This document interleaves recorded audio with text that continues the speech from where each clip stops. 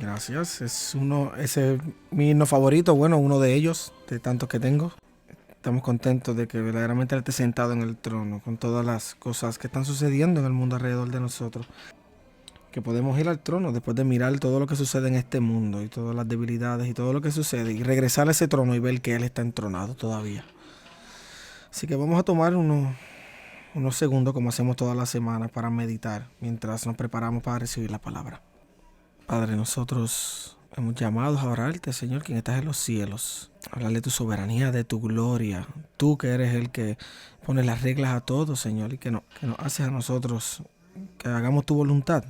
Somos recordados, Señor, que tú eres el Rey, como dice en Colosenses, que tú estás por encima de todo. Que todas las cosas regresan a ti, Señor, y pertenecen a ti, Señor, el Dios poderoso. Así que nosotros nos reunimos aquí, Señor, buscando que tú, Gran Salvador, que mientras nosotros abrimos tu palabra, tú nos enseñes, Señor, y que eleve nuestros corazones y nuestras mentes a la realidad tuya, Señor, y que tú nos motives aún, Señor, con esas partes de las Escrituras que ponen delante de nosotros juicio, y somos recordados, Señor, aún de tu fidelidad, ahora en esos momentos difíciles, Señor. Mantén todo esto, Señor, impreso en nuestros corazones y nuestras mentes, Señor. En el nombre de Jesucristo, quien murió y resucitó por nosotros. Amén.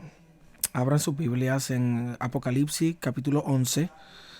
Un capítulo increíble que está desvelando una visión que tuvo Juan por el Espíritu Santo de todas las cosas que habían de venir. No solamente futuras para él, sino futuras para nosotros también. Así que nuestra salvación está solamente al principio de todo lo que va a hacer. Y esperando ese día, esperando en el Señor que esté más cerca de lo que nosotros pensamos. Así que mientras vamos a mirar esta mañana el capítulo 11, pero vamos a enfocarnos específicamente en los versículos 3 al 6, o 3 al 6, sí, debería decir. Y desde el jardín del Edén ha habido una batalla en los reinos de la verdad y de la adoración, entre la palabra de Dios y la gloria, las mentiras y las falsas promesas de Satanás.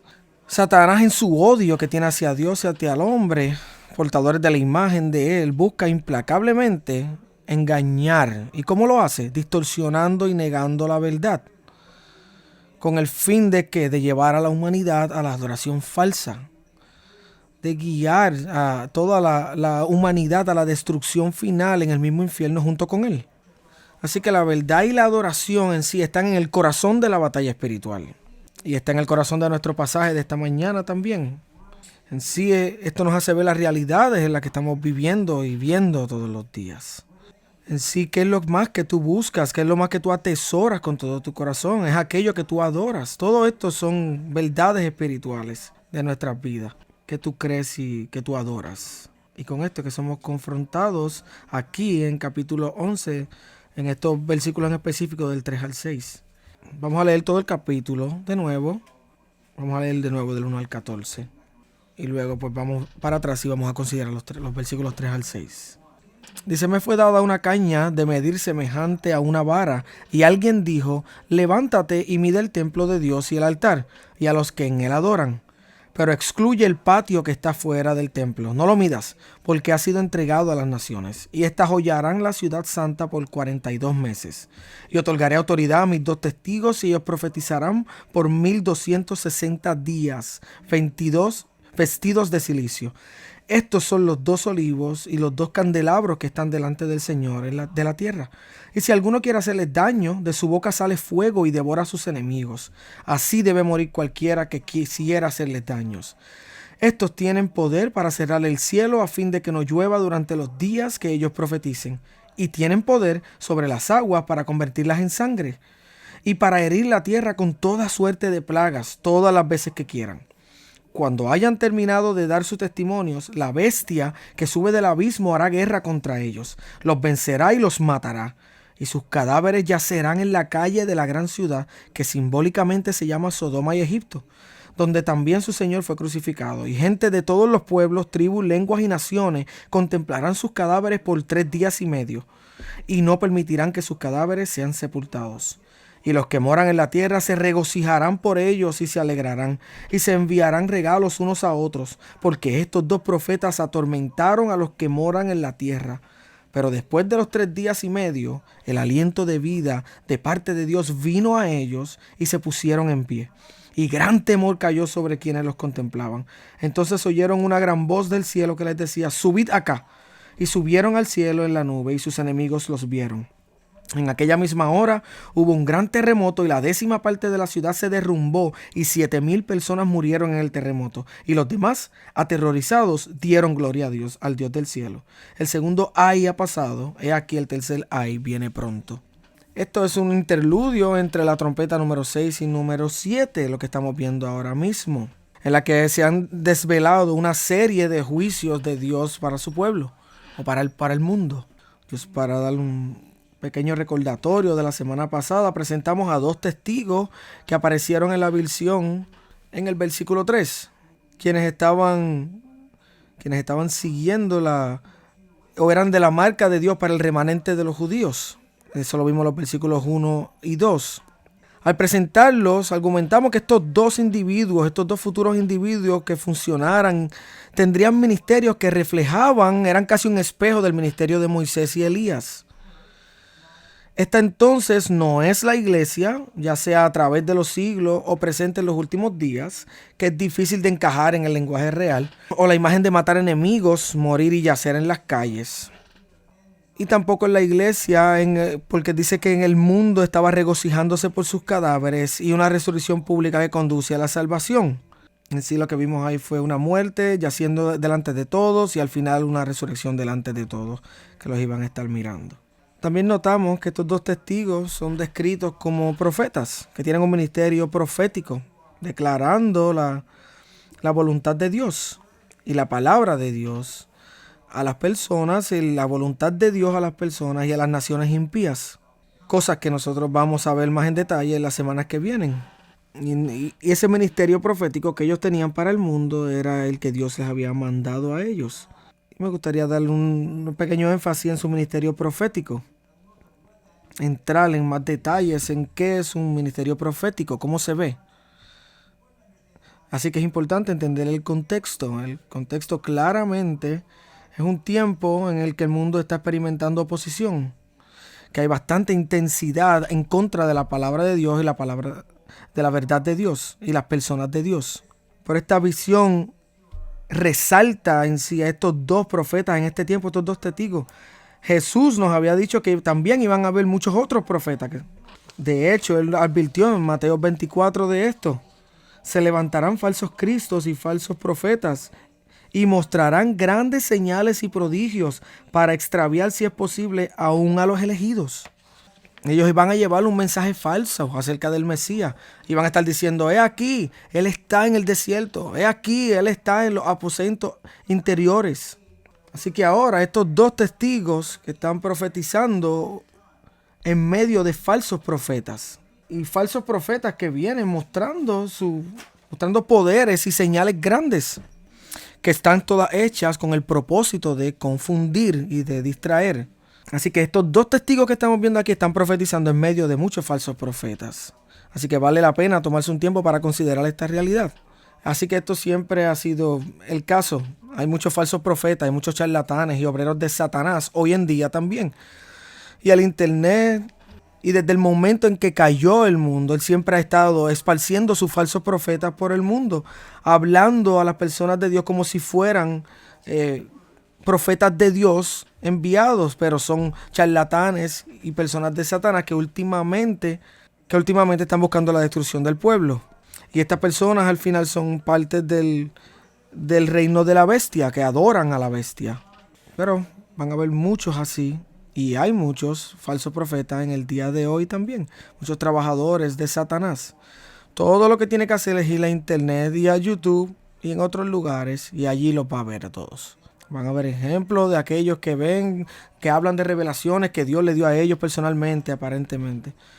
No importa cuánto estén manchadas con cosas superficiales o cuánto estén manchadas con algunas cosas de las Escrituras, siguen siendo falsos y falsos mensajes que están diseñados para seducir a los que están buscando, a los que están escuchando y hacer los seguidores de ellos. Y nosotros hemos tenido mucha interacción con personas así que parecieran que iban en el camino correcto y de momento se han desviado por escuchar a este tipo de personas, a estos falsos que están con falsos mensajes. Y ahí están ellos que también se llaman hijos de Dios, hablando falsas lenguas. El internet en ese sentido se ha vuelto una puerta abierta para que todo tipo de cosas sin sentido sea esparcida. Y para que aquellos que no están informados y los inmaduros sean descarrilados o desviados. Primera de Juan capítulo 4 nos dice que va a haber muchos falsos en los últimos días y eso estamos experimentando. Me gustaría marcar, ¿cómo tú sabes la diferencia? Déjame dar algunos statements, algunos estados claros para que tengan esa diferencia. ¿Qué marca un falso profeta? ¿Qué lo identifica a un falso profeta? Aquí hay algunas cosas. Primero, los falsos profetas desean que las personas no busquen a Dios por sí mismas. Están buscando más bien que los busquen a ellos, que los miren a ellos, sino que sigan a Dios. Vemos un ejemplo en Gálatas 4, en 4:17. Él dice, ellos os tienen celo, no con buena intención, sino que quieren excluirlos a fin de que mostréis celos por ellos. Es lo mismo en estos falsos profetas, en el capítulo 6 de Gálatas también, versículo 13, que él dice, porque ni aun los mismos que son circuncidados guardan la ley, mas ellos desean haceros circuncidar para gloriarse en vuestra carne. En otras palabras, ellos están buscando que los busques a ellos, no a la palabra ni a Dios. Entonces te van a enseñar para que tú puedas seguirlos a ellos y sus revelaciones especiales, aparentes revelaciones especiales. Y entonces te van a hablar de todo lo que Dios está haciendo en ellos y todo lo que Dios les revela a ellos para que tú los sigas a ellos y no a Dios. Lo que enmarca su testimonio o su ministerio no son grandes poderes. Porque inclusive vemos a los falsos profetas verdaderos que lo que fueron maltratados, flagelados. Sí, todos estos falsos profetas se muestran ellos como que son justos, pero no nos debe sorprender porque el mismo Satanás se muestra a sí mismo como un ángel de luz. Así que ya vimos el primero, ellos buscan que los mires a ellos. Segundo, estos falsos profetas también fallan en abordar el pecado o llamar a las personas al arrepentimiento. En el Antiguo Testamento, muy comúnmente, en Jeremías, en Ezequiel, tuvo ese mensaje y ellos eran profetas y tenían este mensaje constante. Pero decían que de los falsos, ellos decían paz, paz, cuando no había paz. Sí, estos falsos profetas siempre estaban hablando de que había paz sin importar el pecado. No llamaban al pecado, al arrepentimiento. Y siempre estaban llamando a que había paz. Y Jeremías y Ezequiel vinieron para confrontar a estas personas.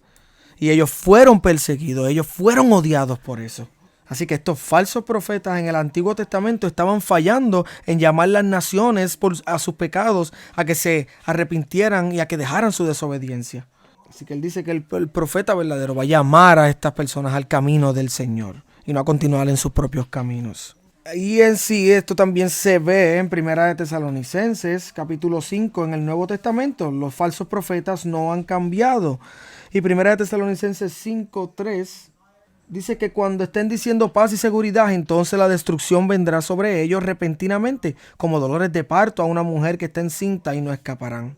Y él está hablando diciendo que estas personas son no santos, arrogantes, amadores del dinero, amadores de sí mismos. Y ese tipo de ambiente es en el que estos falsos profetas se van a mover y no van a llamar al arrepentimiento de ninguna manera. Inclusive él leyó 2 de Timoteo capítulo 4, versículos 3 y 4, que decía que porque vendrán tiempos cuando no soportarán sana doctrina, sino teniendo comezón de oído, acumularán para sí maestros conforme a sus propios deseos. Así que, primero que todo, ellos quieren que las personas los sigan a ellos tienen algún tipo de visión o revelación directa con Dios, y entonces ellos quieren que tú los mires a ellos y no a Dios. Segundo, ellos fallan en llamar el pecado pecado y llamar al arrepentimiento. Y no hablan de las realidades del juicio de Dios y la expiación de Cristo. Así que, tercero, tú puedes saber que estos son falsos profetas porque no tratan honestamente con todo el consejo de Dios, sino que ellos escogen algunas porciones de las escrituras y las distorsionan para poder llevar su propio propósito. Y 2 de Pedro 3:16, él dice que estos falsos, él dice, asimismo en todas sus cartas hablan en ellas de esto, en las cuales hay algunas difíciles de entender, que los ignorantes e inestables tuercen como también tuercen el resto de las escrituras para su propia perdición. De igual manera trataron de distorsionar las escrituras cuando Cristo estuvo en la tierra para hacer pecar a Cristo. En Mateos 4:6. Cuando ellos le preguntaron a Jesucristo, o le dijeron más bien, si eres el Hijo de Dios, lánzate abajo, pues escrito está, a sus ángeles te encomendará. Este es el enemigo tentando a Jesucristo en el desierto. Y dice el apóstol Pablo que él iba a predicarle, no iba a retener nada para él, iba a hablarle todo el consejo de Dios, a diferencia del falso profeta que solamente escoge. Así que cuarto y último, el falso profeta conduce a la injusticia de dos maneras. Él lo hace o libertinaje o con legalismo. Sí, muchos de ellos quieren como resultado de su ministerio que tú te comprometas con ellos solamente. Ellos no van a ser santos, esos van a ser sus frutos. Número uno, que se van a complacerse a ellos mismos en lugar de negarse a ellos mismos. Es increíble cómo hay personas que pueden hablar de la santidad de Dios y llamar a la santidad y vivir de una manera no santa, con inmoralidad y sin Dios en su vida. Así que, por ejemplo, en Segunda de Pedro, capítulo 2, del 1 al 3, dice: pero se levantaron falsos profetas entre el pueblo, así como habrá también falsos maestros entre vosotros, los cuales encubiertamente introducirán herejías destructoras, negando incluso al Señor que los compró, trayendo sobre sí una destrucción repentina. Muchos seguirán su sensualidad y por causa de ellos el camino de la verdad será blasfemado, y en su avaricia os explotarán con palabras falsas. El juicio de ellos desde hace mucho tiempo no está ocioso, ni su perdición dormida. Así que ellos apelan a sus deseos y no se niegan a sus deseos. Y segundo, ellos van a la posición opuesta o la dirección opuesta a negar la bondad de Dios en gracia y en la creación. En 1 Timoteo 4, del 1 al 13, ellos llaman a que nosotros nos neguemos a las cosas que el Señor nos ha dado, yendo en dirección opuesta al Señor. Nosotros tenemos libertad, pero libertad del pecado, no para vivir en el pecado, sino para vivir libre del pecado. Así que esos son falsos profetas. Ellos nos llaman al arrepentimiento, ellos no abordan el pecado, ellos no tratan la escritura honestamente y ellos nos conducen a injusticia de dos maneras, con legalismo y el libertinaje. Y ellos tratan de darte esa clase de moralidad que descansa más bien en tu trabajo y no en el de Jesucristo. Pero en contraste a estos falsos profetas, tenemos estos dos testigos. Nos da una imagen de ellos que están profetizando en el contexto de tanta oposición en contra de ellos. Y ellos están alineados con el mensaje de Dios. Bueno, ellos nos dan una visión de cómo la bondad de Dios, de cómo se ve un ministerio delante del Señor y un ministerio verdadero de Él. Así que si bien estos dos profetas únicos tienen un ministerio único y se les ha otorgado un poder único por un tiempo específico, son un modelo de verdaderos profetas. Pero dice que estos fueron afligidos por el pecado y el juicio. Eso lo vemos al final del versículo 3. Estaban vestidos de silicio. Vestidos de silicio. ¿Qué significa eso? Uno, es un mensaje de juicio, de salvación también. Nos dice la Biblia que Juan el Bautista estaba vestido con estas vestiduras de silicio. Claramente eso no eran vestiduras de un rey, lo que los reyes vestían. Pero silicio es un material muy áspero, hecho de saco, que lo que demuestra es arrepentimiento y dolor. Ellos estaban llorando y sufriendo por el pecado y esto era una señal de ellos, estar vestido con estas vestiduras. Era una manera de demostrar el matar la carne y el sufrimiento por alguna situación espiritual. Y estos profetas estaban vestidos de silicio. ¿Y por qué estaban vestidos así? Simplemente por su mensaje, que es un mensaje de juicio. Y ellos estaban explicando el juicio que estaban experimentando en ese momento de parte de Dios. Y acuérdense que estábamos entre medio de la trompeta, la sexta trompeta y la séptima. Y todavía estaban declarando más juicio que estaba por venir. Así que esto es un mensaje claro de Dios en contra del pecado. Ellos tenían una actitud de duelo por el juicio venidero de Dios y la necesidad desesperada de que sus oyentes se arrepintieran. Ellos entendían que la ira de Dios ya estaba guardada para mostrarse en ese momento hacia los pecadores. Esto era de dolor por el tipo de pecado y de rebelión que ellos estaban trayendo en contra de Dios. Y este era el juicio que se les estaba advirtiendo a ellos. Esto debería ser parte de nuestra propia motivación para ser testigos de Dios también. La gloria de Dios es la motivación principal de nuestro testimonio. Debería serlo. Pero la realidad del infierno para todos los que no se arrepienten también es una parte justa de nuestro deseo para evangelizar. Esa realidad del infierno tiene que ser lo que nos motive a nosotros, que dé un gran deseo en nosotros de motivar, a motivarnos a evangelizar, perdón. Una motivación es que esta persona con la que estamos hablando va a pasar una eternidad alejada de Dios en las realidades del infierno. Este dolor es una marca de un verdadero profeta. Pablo en Romanos 9:2 dijo que tengo gran tristeza y dolor incesante en mi corazón por la falta de creer de ellos. De creer en las gloriosas promesas de que venía el Mesías, de que había venido el Mesías. Por eso es que al él predicarle, hablarles y en la negación de ellos, él dice, yo me limpio mis zapatos y me voy. Porque ustedes han fallado en creer. El mismo Jesucristo, quien vino como Salvador y Mesías de las personas. Él mismo dijo en Lucas 19:41, cuando se acercó a Jerusalén, vio la ciudad y lloró sobre ella. Eso es un lloro de juicio. Y sí, estas personas están actuando como ellos quieren y haciendo, pero es con dolor que el Señor estaba mirando el juicio sobre ellos, no con gozo y alegría. Así que esto es una buena medida para ver la condición o medir la condición de nuestros corazones. Para llorar por aquellos que están perdidos y la gravedad del juicio que viene sobre ellos. Y también en darnos cuenta de que nosotros merecíamos el mismo destino que ellos. Así que, número 2, estos dos testigos verdaderos operaban también con la fuerza de Dios, humildemente valiente. Los describe a estos dos como los olivos y los candelabros que están delante del Señor de toda la tierra, en el capítulo 11 de Apocalipsis. Esta descripción se tomó directamente de Zacarías capítulo 4, versículo 3. De nuevo, hemos cubierto esto en el pasado, pero vamos a volver aquí. Zacarías capítulo 4, esta visión ha sido dada al profeta y dice en el capítulo 11, en el versículo 11, entonces le pregunté qué son estos dos olivos y a la izquierda del candelabro. Hablé por segunda vez y le pregunté qué son las dos ramas de olivo que están junto a los dos tubos de oro, que vierten de sí el aceite dorado. Y me respondió, ¿no sabes qué son estos? Y yo le contesté, no, Señor mío. Entonces él dijo, estos son los dos ungidos que están de pie junto al Señor de toda la tierra. El punto principal de Zacarías 4 es asegurar al pueblo que el poder para reconstruir el templo, después de que Dios traiga a su pueblo de regreso a la tierra desde el exilio, no vendrá de su propia fuerza, sino de la habilitación de su propio espíritu.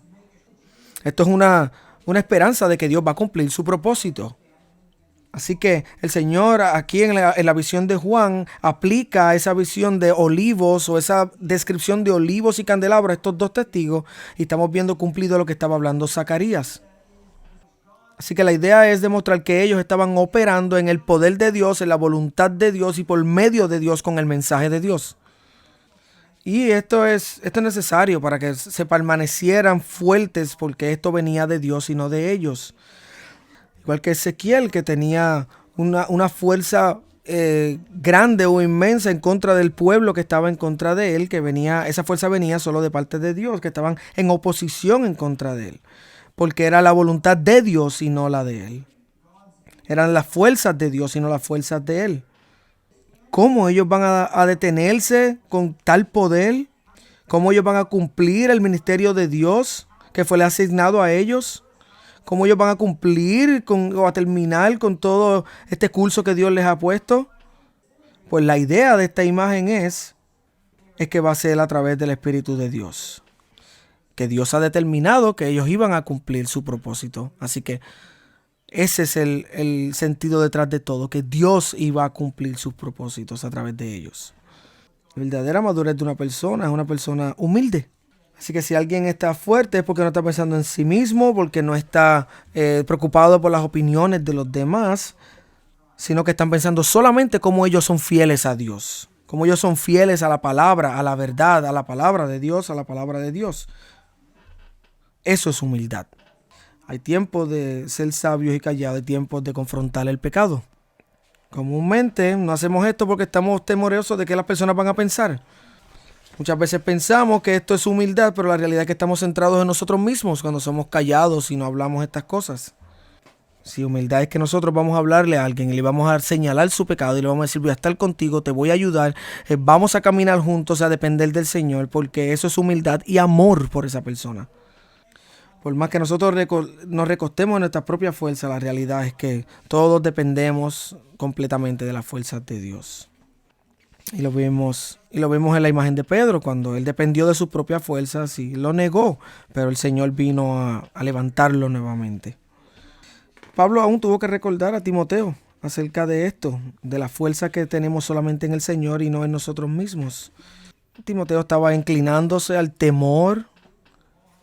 Así que Pablo tuvo que decirle esto en 2 de Timoteo 1, 7 al 8. Le dijo, porque Dios no nos ha dado un espíritu de timidez, sino de poder, de amor y de disciplina. Por tanto, no te avergüences del testimonio de nuestro Señor, ni de mí, que soy su prisionero, sino únete a mí en el sufrimiento por el Evangelio, según el poder de Dios. Así que Timoteo necesitaba ser recordado que no era en su propio poder, sino que era en el poder de Dios, por el Espíritu fortaleciéndolo y él siendo fiel a las enseñanzas y los mandatos de Dios. Así que vamos a lo próximo ahora. La señal número 3 de que estos dos testigos son verdaderos es que ministran bajo la autoridad del Señor. Dice que ellos estaban delante del Señor y bajo la autoridad del Señor. Hay dos razones para esto, que esto fue dicho. Uno, es un recordatorio de que suceda lo que suceda en la tierra, es el Señor de la tierra quien está cumpliendo su voluntad. Es Dios quien está cumpliendo su voluntad. En otras palabras, ellos están parados delante del Dios de la tierra. Así que delante de todo eso, estos dos testigos tienen el enemigo, tienen el mundo, tienen oposición de todas partes, pero ellos siempre tuvieron sus ojos fijados en Dios. Y que porque ellos sabían que Él iba a cumplirlo, que Él tendría su manera de hacerlo, por encima de todo, como creador de todas las cosas. Ellos sabían que ellos estaban parados delante del Señor de la tierra. En otras palabras, Él iba a cumplir con su voluntad. Por lo tanto, su autoridad, la de Dios, es su confianza. Como declaró Jesús, resucitado a sus discípulos antes de enviarlos en misión a todo el mundo. Él les dijo a ellos, en Mateo 28, toda autoridad me ha sido dada en el cielo y en la tierra. De la misma manera, eso va para las naciones, para nuestra iglesia, o para nuestra confianza como iglesia. Van a haber muchas veces las cosas no van a verse como que están yendo a nuestra manera, en la que vamos a ser rechazados. Van a haber tiempos en los que van a haber personas en tu propia casa que se van a parar en contra tuya. Pero recuerda, toda autoridad en las tierras como en el cielo le ha sido dada a nuestro Señor, al Señor que tú sirves. Así que esta es la confianza que nosotros tenemos que tener como iglesia, pero también como individuos que servimos al Rey de Reyes y que Él cumplirá toda su buena voluntad a través de nosotros. Que nos demos cuenta que estamos operando en Él y en su poder. Pero segundo, es que un verdadero siervo de Cristo está bajo su autoridad. Sirve en su autoridad, la cual es mediada por su espíritu a través de la palabra de Dios, que es la Escritura. Estando parado delante de Dios, tiene más de una aplicación. No solamente significa que estamos sirviendo al Dios de la tierra y que eso nos da la confianza de que vamos a proseguir y vamos a cumplir porque es su voluntad la que se está haciendo, sino también que ellos están hablando por otro, que están hablando de parte de Dios, aquel que toda la autoridad le ha sido dada tanto en los cielos como en la tierra. Uno de los grandes ejemplos del rechazo de Cristo y del rechazo de todos aquellos que van a hablar por Él, o mejor dicho, un gran ejemplo de aquellos que sirven a Cristo bajo su autoridad y que son rechazados, es que va a actuar por el Señor aun cuando haya el rechazo de las demás personas. Un verdadero siervo de Dios toma cada una de las palabras de las Escrituras de aquel que tiene toda la autoridad y las habla porque Él es un verdadero siervo de Dios. Él habla lo que se le ha dado para que hable. Fueron enviados para hacer su voluntad, hablar su mensaje para su gloria. Así que no importa los que quieren hacerles daño, pero ellos saben que están parados delante del Dios del cielo. Estas personas tienen un santo celo por la voluntad de Dios y la gloria de Dios. Este es el punto número 4. Estas personas tenían la autoridad para atormentar a los que se le oponían. Ellos funcionaban por las fuerzas de Dios, por la autoridad de Dios, y ellos hacían lo que su santo celo por Dios los motivaba. Versículo 5 dice: y si alguno quiere hacerles daño, de su boca sale fuego y devora a sus enemigos. Así debe morir cualquiera que quisiera hacerles daños. Estos tienen poder para cerrar el cielo a fin de que no llueva durante los días que aquellos profeticen, y tienen el poder sobre las aguas para convertirlas en sangre y para herir la tierra con toda suerte de plaga todas las veces que quieran. Quiero notar esto primero que él dice en el versículo 5. Ellos tenían todo el poder en contra de aquellos que les hicieran daño y eran sus enemigos. Eso puede sonar como un enojo personal superficialmente. Es como esa persona enojada que dice: adivina lo que voy a hacer en contra de ti. Suena como, no, esto no es una venganza personal. Esto no es para enemigos personales tuyos. Esto es para que ellos lo sirvieran o lo pusieran por obra para aquellos enemigos de Dios. Sí tenemos que ver ese enojo, de dónde viene, de qué está siendo guiado, si es el santo celo de Dios o simplemente los deseos personales o propósitos personales. Y ese no es el propósito de esto. Este celo es por la voluntad de Dios, por la gloria de Dios contra sus enemigos. En Éxodo 32, del 26 al 28, Moisés baja y ve todo el pecado del pueblo. Él venía con las tablas de los mandamientos en la mano y ve todo este cuerpo errante que fueron irresponsables y se habían envuelto en idolatría, y él viene y los llama, los acusa a ellos. Y él juntó a algunos de los Leví y les dijo que así decía el Señor de Israel: póngase cada uno la espada sobre el muslo y pasen y repasen por el campamento de puerta en puerta y maten a cada uno de sus hermanos y a su amigo y vecino.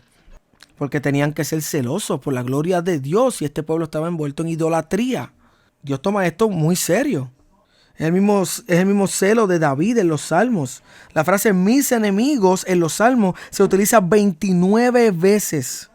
Eso es por eso, porque David era un egomaniaco que quería matar a todo el mundo que estaba, o tener venganza a todo el mundo que estaba en contra de él. Claro que no. Todo esto en los Salmos son deseos justos, llenos de justicia. Y de justicia de aquellos que estaban en contra de los propósitos de Dios. En contra de la palabra de Dios y las personas de Dios. A esos son los que él llama mis enemigos. Un esclavo no es mayor que su amo. Si me han perseguido a mí, también os perseguirán a vosotros. Si guardaron mi palabra, también guardarán la tuya. Esos son los enemigos de Dios. Y la gente tratará a los siervos de Dios como piensan de Dios. Así que si tú piensas de Dios como tu Señor, te van a odiar a ti también. Y estos dos testigos se les dio poder para que silenciaran eso. Así que podemos ver en sí que aquí quien está matando de hecho entonces es el mismo Dios, matando para completar la misión que le fue enviada. Así que al final es la ejecución del mismo Dios sobre sus enemigos. Hay una sentencia imprecatoria pronunciada y ejecutada. Este tormento. Él dice que describe primero el fuego que primero fluye de su boca y devora a sus enemigos. Devora a sus enemigos. Vamos a hacer una mención de esto. Esto es una muerte inmediata. Esto es un acto inmediato de Dios en respuesta por el llamado de juicio de estos dos siervos que se le había dado. Así que ellos demostraron entonces que ellos estaban serios a muerte acerca de perseguir la voluntad de Dios. Que ellos no jugaban con eso, sino que verdaderamente era una seriedad a muerte. Así que tiene que haber un deseo justo en los creyentes, en aquellos que aman al Señor, que está en el mismo Dios también, de que Dios vaya a destruir a sus enemigos. Aún también vemos que, como dijo Cristo, Él hace salir el sol sobre buenos y malos y llover sobre justos e injustos. Pero también hay un deseo en nosotros de el nombre de Dios sea vindicado, de que el nombre de Dios sea alabado, adorado, exaltado. Y eso nos lleva a orar a Dios de que Dios destruya a sus enemigos, a aquellos que están en oposición a Él. Y eso ha sido la oración de los hombres santos durante toda la historia, no solamente los salmos. Y también nos impacta grandemente porque también sabemos que nosotros hubiésemos sufrido el mismo destino si no hubiese sido por la obra salvadora de Jesucristo. Así que es el celo profundo, el deseo o lo que motiva a ese gran celo en nosotros, que lo motiva a que lo oremos, a que lo busquemos, a que evangelicemos y hagamos todo, es al final y en el principio la gloria de nuestro Dios. Así que lleva a que se soporte y se aguante todos estos sufrimientos que están sucediendo alrededor del mundo, porque al final Dios va a ser glorificado, aun si no lo podemos ver aquí en nuestra vida. Así que ese es el deseo más profundo, que Dios sea glorificado. Así que nosotros también tenemos hay palabras de juicio, pero también tenemos palabras de salvación. Así que nosotros también tenemos una palabra de que justo en el medio del juicio hay un Salvador. Y que ofrece que todos los que vengan a Él haya perdón completo. Ese es el mensaje de pecadores en las manos de un Dios airado. Juicio, juicio, juicio. Pero al final es, ven a Cristo. Ven a Cristo y encontrarás perdón en Él, y misericordia y bondad, y verás la bondad de Dios que recibe a todos aquellos que vienen a Él. Así que vamos a orar mientras vamos a la mesa. Padre, gracias por tu palabra. Gracias por estos testimonios que nos das a nosotros, Señor. Tu trabajo en el mundo de aquellos que matan a los tuyos, pero todavía no deja el mundo sin testigos tuyos. Que tú siempre encuentras maneras, Señor, para advertir a los hombres del juicio, para llamarlos al arrepentimiento. Y este es el particular ejemplo que tenemos aquí con estos dos testigos. Que nosotros, Señor, ayúdanos a que hagamos todo esto con confianza en ti, con confianza en tu poder y en tu fuerza, Señor. Para que tú seas glorificado, Señor. Ayúdanos, Señor, a que estas cosas se imprenten en nuestros corazones, Señor. Y que roguemos esto mientras venimos a la mesa. Que nosotros tenemos garantía, Señor, en Jesucristo, y que esto nos sea un recordatorio. En el nombre de Jesús. Amén.